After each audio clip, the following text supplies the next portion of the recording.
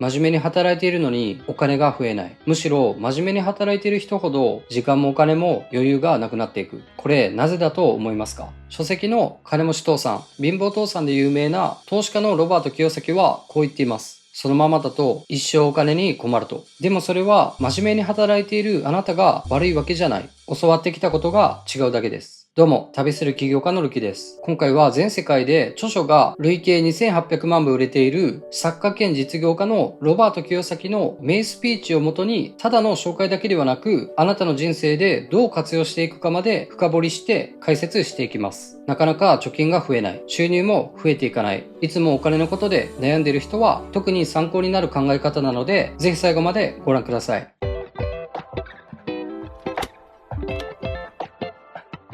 多くの人はこう思ってるはずです。ちゃんと働いて安定した収入があって普通に生活していれば大丈夫だし、それが正解だと。でも実際はどうか。将来が不安。貯金が増えていかない。なのに時間にも余裕がない。頑張っているはずなのになぜかいつまでも楽にならない。これかなり違和感ありますよね。でもあなたに問題があるわけじゃないんです。ほとんどの人が同じ思い込みが刷り込まれています。頑張ればお金も生活も安定で幸せになれるって。でも現実は違う。真面目に社会の正解に沿って生きている人ほど時間もお金も削られていく。毎日朝から夕方まで働いて疲れて気づけばまた同じ1週間の繰り返し。でふと思います。このままでいいのかって。でもその答えがわからない。なんでこうなるのか。考え方の前提がずれてるからなんです。冷静に考えてみると、もし多くの人が正しいやり方で生きているなら、世の中にここまでお金に困っている人が多いはずないんですよね。真面目な人ほど余裕がない。頑張っている人ほど疲れているし、時間もない。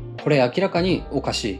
前提のやり方が間違っている可能性が高いんです。ここからロバートのスピーチを話していきます。ロバート清崎のスピーチ。ある日僕は父にこう聞きました。どうして学校ではお金のことを教えてくれないのって。父はこう答えたんです。政府がそれを許してないからだと。正直意味がわからなかった。学校ってお金を稼ぐことを教わるために行くんじゃないのかって。でも父は言いました。学校の目的は仕事に就く人間を作ることだと。つまりお金のために働く人間を育てる場所なんです。僕はさらに聞きました。じゃあお金についてはどうやって学べばいいの？父はこう言いました。友達の父親に聞きなさい。彼はビジネスマンだと。そこから僕の人生が変わりました。その友達の父さんは最初にこう言いました。私はお前に給料は払わない。理由はシンプルです。給料をもらった瞬間、お前は従業員の思考になるからだと。当時の僕には理解できませんでした。お金をもらわずにどうやって学ぶんだって。でも彼は言いました。それを考えるのがビジネスだ。僕は無料で働きました。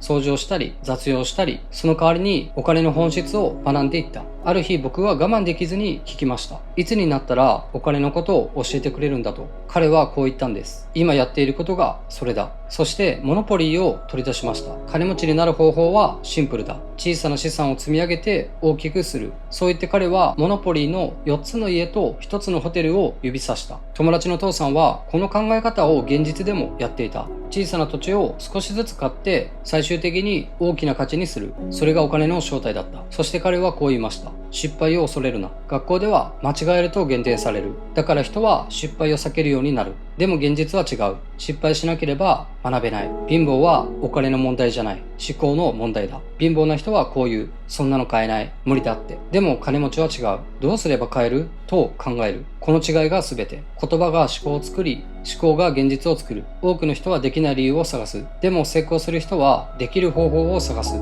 そしてもう一つ。本物の先生から学べ。学校の先生の多くは教えていることを実際にはやっていない。でもビジネスの世界では違う。実際にやっている人から学ぶ。最後に彼はこう言いました。自分のゲームを見つけろ。人それぞれ得意な分野がある。ビジネス、投資、不動産、どれでもいい。自分のフィールドで戦え。それが成功への道だ。ここからはこの話をあなたの現実に反映できるようにしていきます。学び1、学校は雇われるための教育。ロバートははっきり言っています。学校はお金のことを教えてくれない。なぜなのか。目的が違うからです。学校の目的は長く会社で働いてくれる人を育てること。学校の先生も起業家や投資家ではないんです。だから僕たちは働いてお金をもらうという前提で生きている。でも現実は違います。お金を増やしている人はお金を働かせたり仕組みを作ったり、人を雇ってお金を生み出している。この違いです。じゃあどうするか。まずそれしか知らない状態から抜け出すこと。具体的にはお金の知識を自分で取りに行く。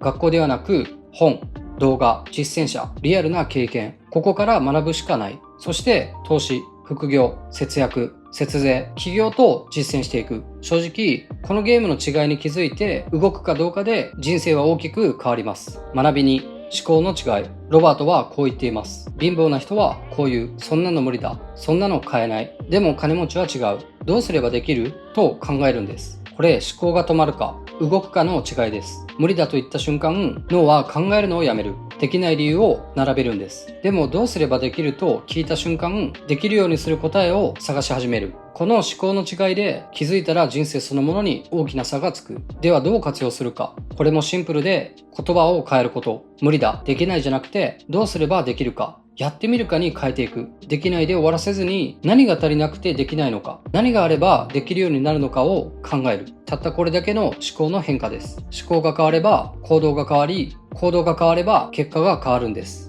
僕の経験なんですけど、できないとか無理と言ってできない理由を探す友人がいたんですけど、今は距離を置いてます。なんでかっていうと、話してても面白くなかったからです。僕はできるようにするにはどうすればいいかを話したいのに、彼はできない理由をなぜかどうやってくるので価値観が全然合いませんでした。今はできる理由を見つける価値観が合う人と関われています。あなたがもしできる人になりたいなら、それを大事にしている人と関わりましょう。学び3、お金の正体。多くの人はこう思っています。お金イコール働いて受け取るもの。だからお金を作るには働いて給料をもらってまた働く。このループに入ります。でもロバートはこう言っています。それでは一生そのループから抜け出せない。なぜか。自分が働き続けないとお金が増えないからです。ではどうすればいいのかなんですけど、お金持ちは逆なんです。お金に働かせる。これが本質です。例えば不動産、自分のビジネス、投資。自分が動かなくてもお金が生まれる仕組みを作る。これが資産です。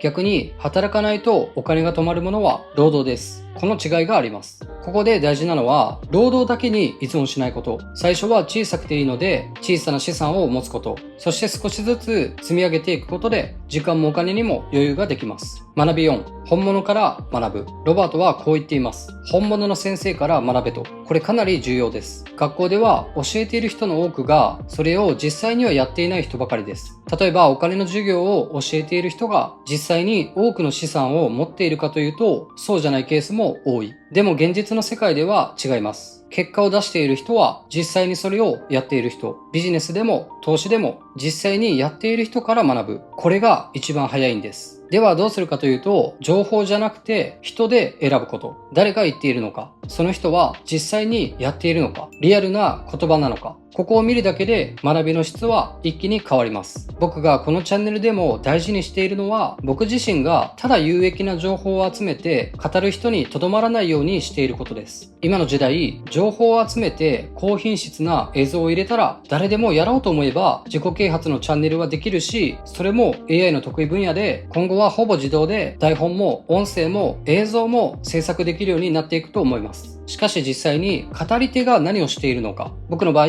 たくさんの失敗をしてきて、それでも挑戦を続けて、自分の事業をやって海外移住をして一人で旅をしています。そしてこれからも自分の人生で様々な挑戦や失敗や気づきを体現していきます。この経験は AI にはできないことです。経験している。実際にやっているからこそ情報だけでは語れないリアルな言葉が僕やこのチャンネルの価値になると考えています。最後に正直に言うと、今回のロバート清崎の話、20代前半で知りたかったことです。僕もずっと真面目にやってればなんとかなるって思ってました。ちゃんと週5で働いて上司の言うことを聞いて自我を抑えて積み上げていけばいつかは報われるって。でも現実は違いました。いつまでも現実が変わることも時間やお金が大きく増えていくことはなかったんです。そこから金持ち父さん、貧乏父さんも読んだし、たくさんのお金に関する本や自己啓発の本を読み漁りました。そこで初めて気づいたんです。やってるゲームが違うことに。気づいてからは働き方も考え方も